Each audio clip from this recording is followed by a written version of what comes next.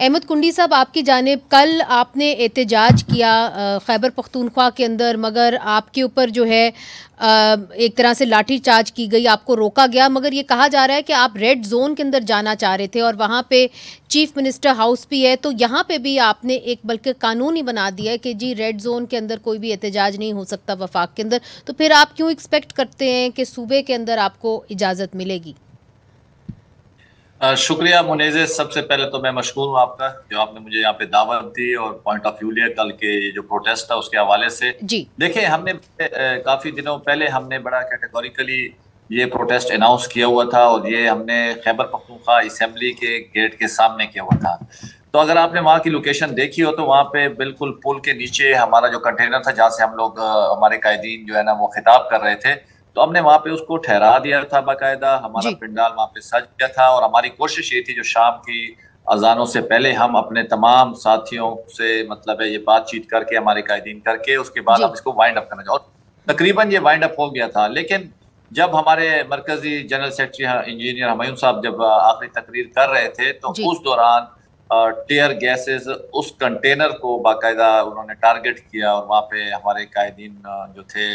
وہ زخمی بھی ہوئے، ان جی میں کافی لوگوں کی حالت بھی بڑی سخت خراب ہوئی، اور ہمیں توقع نہیں تھی بالکل، کیونکہ ہم چترال سے لے کر وزیر ڈیر اسماعیل خان تک تمام کارکن اکٹھے ہوئے، بہت بڑی ایک جی اجتماع بن گیا اور کافی لوگ نکلے، اور ہمارا مرکزی جو نقطہ تھا وہ کرپشن کے خلاف ہم نکلے تھے، کیونکہ آپ سن رہے ہوں گے کوہستان میں جس طرح کرپشن ہوئی، یا سولر پروجیکٹ پہ کرپشن ہوئی، پرچیز آف ویٹ کے اوپر ہوئی، تو ہم تمام ساتھیوں کو ہم نے کال دی تھی اور تمام پولیٹیکل ورکرز کو کال دی ہوئی تھی،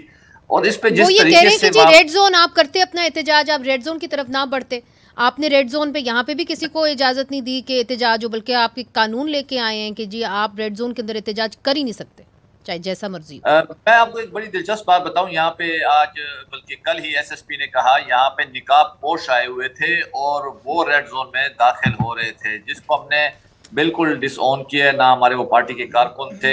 میں نے آپ کو بتایا نا، اگر آپ کو وہاں کی لوکیشن کا پتا ہو، تو ہم نے کنٹینر کھڑا کیا ہوا تھا، ہم خطاب کر رہے تھے اچھا بڑے تسلی سے، پورا 1 گھنٹے سے چل رہا تھا، اور جس طریقے سے ظالمانہ انہوں نے ٹیئر گیسز وہاں پہ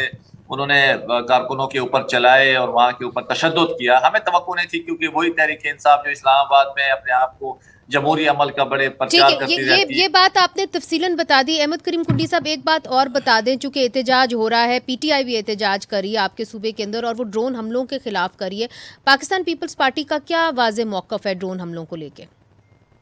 دیکھیں، جس طرح آپ سن رہی ہیں اور جس طرح ہمارے پاس انفارمیشن ہے، جو باقاعدہ اے ایس پی آر نے بھی یہ کہا ہے کہ بھیا یہ ڈرون حملے جو ہیں یہ طالبان کی طرف سے ہیں، اور یہ جو ہے نا مطلب ہے ریاست کی طرف سے نہیں ہے۔ ڈرون حملوں کی پاکستان پیپلز پارٹی نے کنڈیم کیا ہے، اور ہم بھی یہاں سے کنڈیم کرتے ہیں، جو یہ کوئی بھی طریقہ نہیں ہے ٹھیک کسی ہے، بھی شہریوں کو جس طریقے سے وہاں پہ ان کی شہادتیں ہوئی ہیں، ہم اس کو کنڈیم کرتے ہیں۔ اچھا ٹھیک ہے، اچھی بات ہے، چونکہ اس کے اندر بچوں کی بھی شہادتیں ہوئی ہیں۔